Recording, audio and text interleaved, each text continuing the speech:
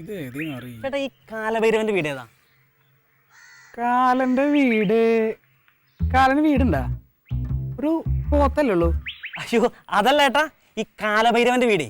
എടാ വീടെന്ന് പറഞ്ഞാലേ അത് തന്നെ ഒരു ബന്ധനാണ്. നീ കേട്ടല്ലേ?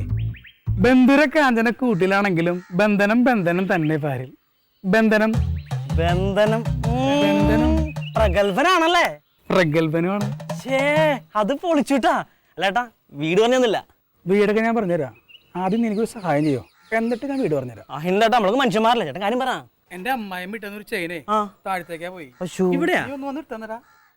അത്ര ഉള്ളോ ചേട്ടൻ കേട്ടാ പറഞ്ഞേ? നീ ഇങ്ങോട്ട് ചാടാ. ദൈവം സ്വർണത്തിന് ചെയ്യുന്നായിരിക്കും. സമ്മാനം സമ്മാനം അമ്മായിയമ്മയുടെ സമ്മാനം. ചങ്ങല പൊട്ടിച്ച് പോന്നല്ലേ?